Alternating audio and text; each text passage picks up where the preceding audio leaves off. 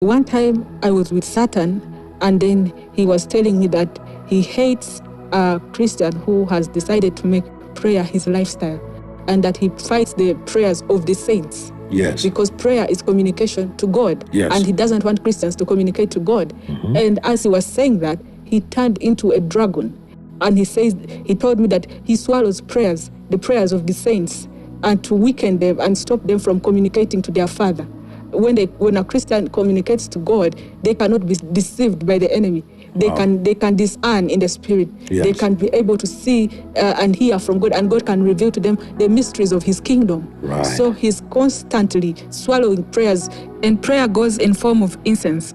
And when a person is praying in the word, and the Spirit is leading this person to communicate with God according to his word, that smoke, it produces a sweet aroma before God, and Yes. God receives it immediately, and he sends a response. Yes. Because God created man so that they can fellowship, so that he Yes. can communicate with his creation, Yes. so that he can interact. So what happens is God sends answers. He sends answers in various ways. He can just decide to appear to this man in a dream, Mm-hmm. or in a vision, Yes. or send an angel with a message for this man who's praying. Yes. So what the enemy does, he brings so many thoughts and so many activities in the person's mind. It's the battle of the mind, because I told you about the spirit. The spirit is where the heart and the mind is. Yes. So he brings a lot of things in the mind. And now as a person is focusing on praying, they remember, oh, I have to pay this bill. I have rent. Oh, my wife disappointed me. Oh, why would so-and-so do such a thing? Actually, the spirit has the soul, the mind, and the intuition. The soul has the mind, will, and emotions. Yes, the emotions. So the intuition is what is in the spirit. The spirit. Yeah. So the enemy brings a lot of things going on in that person's mind,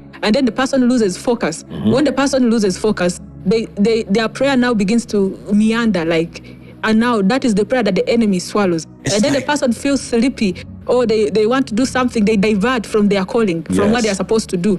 Man is supposed to present himself before God all the time. At your place of work, you can speak in tongues. You can speak in tongues anytime. You can communicate to God anytime. There has to be an open heaven above every man all the time. That's when they walk in success and prosperity, and that's when things happen automatically. That's when they command and things fall into place. That's when they also get ideas to create businesses and things that generate income and good success. When their mind is tuned onto God. So what the enemy does, he brings so many things like entertainment, so many things to divert the mind of man from God. Once that happens, then the person's prayer life goes down. Every time you sense as a Christian, your prayer life and the desire to read the Bible, the Word of God going down, you know that the enemy is launching an attack.